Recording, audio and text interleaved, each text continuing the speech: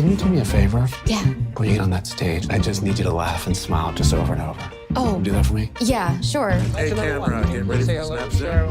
Hi, Cheryl. Bachelor number 2. Hello, Cheryl. And would you please say hello to Cheryl, Bachelor number 3? We're gonna have a great time together, Cheryl.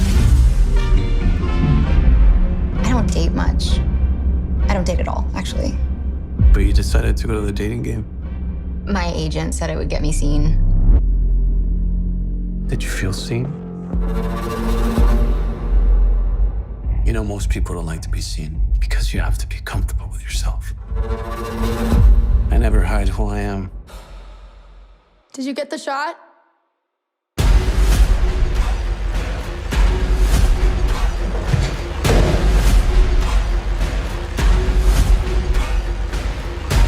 No matter what words they use, the question beneath the question remains the same.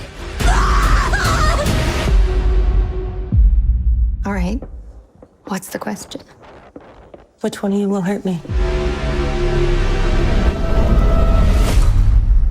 Now let's give Billy a big dating game kiss.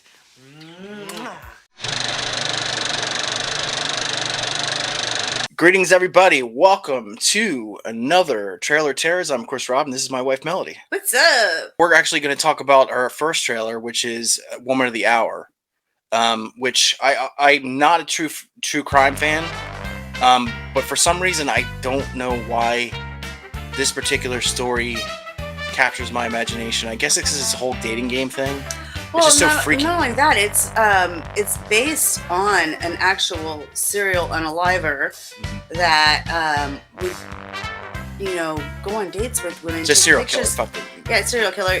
He would go on dates with women and then take pictures of them, and he'd torture them and kill them, and and take pictures of them in the progress. Yeah. Yeah. So I honestly, I think the thing that captures me the most is that he was on the dating game. I think that's crazy. Yeah. Yeah. You know what I mean? Yeah, like, okay, you know you're doing some naughty things, and you're gonna go on a dating game to try and get a victim. Mm-hmm. Yeah. Yeah. Yeah. If I was a popsicle bachelor number 1, what would you do to me? Well, I would take your legs and I'd just rip them in half, and then I would but he put one in the bag. This guy actually liked beautiful women and posed as a photographer. Would go after models and yeah. So the actual contestant was named Cheryl Bradshaw. I believe she was an actress. She was just trying to find a job to get her face out there. Yeah. And Rodney James Alcala is actually the killer that they were, we're talking about. Another 3-name guy, so he's bad. He's a bad guy. So yeah.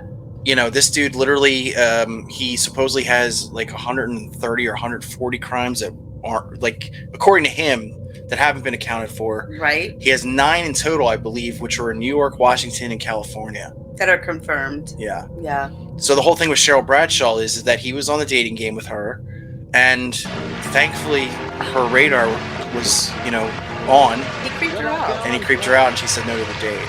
Yeah, she didn't. Ended up not going on the date with him, which saved her life. Yeah, but it looks like they're changing it a little bit in this particular movie. Yeah, it looks like maybe they did go on the date. Mm-hmm. Yeah. Or maybe it's like, the interpretation of what would happen if she went on the date or something like that.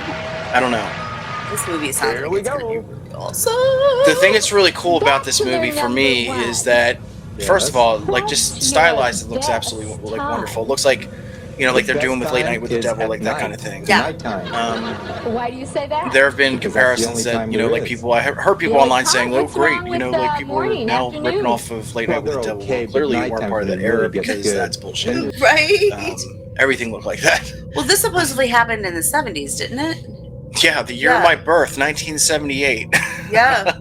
When the dating game was actually a really hot thing on TV. Absolutely. Yeah. Mm-hmm. So, the whole thing with this is that it's Anna Kendrick. And Anna Kendrick, she's been in a bunch of movies, a bunch of stuff.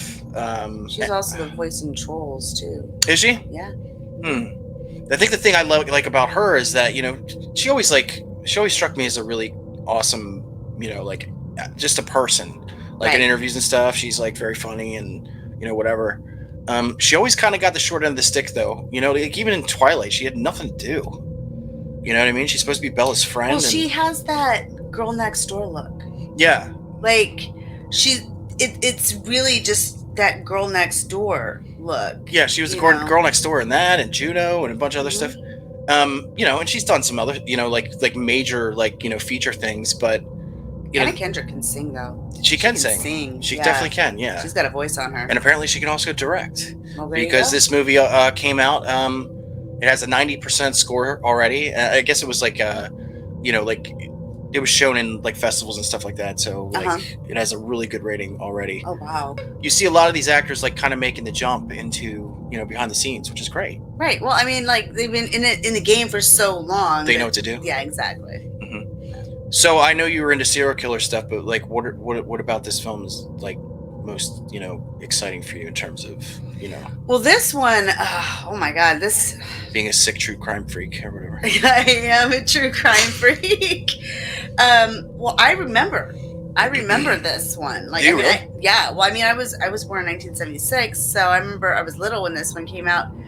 But I remember this was the serial killer that really, like, told basically, be careful who you date. Be careful who you go on a date with. Yeah. Always let people know where you're at. You know what I mean? This is probably the truly the greatest red flag story that there is. Right? Oh yeah. Yeah. Oh yeah, and also was a big. Aside from the one where supposedly, I think it was Blondie who said Debbie Harry said she'd gotten into Ted Bundy's car, or no, denied getting in Ted Bundy's car. Oh, good for her. Yeah. Good for her. Yeah. But this guy, like, you know, you got to be careful for the who you go on a date with. Don't just accept any photographer's invite. You know, like this was the guy that really put fear in women. Like the whole that dating Son of thing, Sam too. Oh yeah. You know, with women dyeing their hair and stuff. Right. So this didn't have the big wildfire of like say Son of Sam, but at the same time, it's just such a great. But I think this guy got caught because he was on the dating game. Mm-hmm. Yeah. Mm-hmm. And that was a big thing. Like if he hadn't have gone on the dating game, he probably wouldn't have gotten caught. That's the thing. It's like he wanted to get caught. Like he wanted to stop. I mean, I don't know, you know, but yeah. I don't think he wanted to stop. I think, you know, like, I don't know. He just got busted. Or maybe it's, you know, like, you know, so, like there's a point where serial killers like want to get infamous or something. Yeah. And maybe that was just a way to do it. Yeah. It's going to be good to see her like go from Girl Next Door to, I don't know, maybe like a, you know, a Jordan Peele or like a, you know. Yeah. Yeah. Yeah. That's the only real comparison I can come up with in terms of directors. But I'm just saying, you know, like, you know, female directors are directors. Like that was one thing I always like, you know, said to people, like, you know, I hate when people say female director because it feels like kind of. She's a director. She's a director. She's a director. She's a director, and apparently a damn good one. Yeah, I'm excited. I'm really excited. Yeah. Yes. And of course, you know, the actor who played Rodney James Alcala, he's in a bunch of stuff. He was in Don't Breathe. He was in It Follows. So he's got a hell of a catalog behind him too. Yup. Yeah. Yeah, I'm stoked for this one. Like I said, I'm not a true crime guy, but you know, like there was something about, say, like Dahmer that just grabbed me. Just the way it was, you know, like the way the story was portrayed. Yeah. You know what I mean? Yeah. Like it wasn't just being gratuitous to be gratuitous. It was actually like kind of showcasing, like, you know,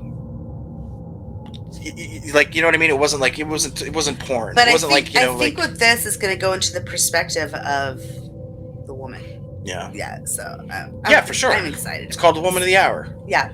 Go check it out this year on Netflix. We're excited for Woman of the Hour. Please subscribe to the channel. We really do appreciate it. Like, comment, all that good stuff, and we'll scare you later. Talk to you soon. Later.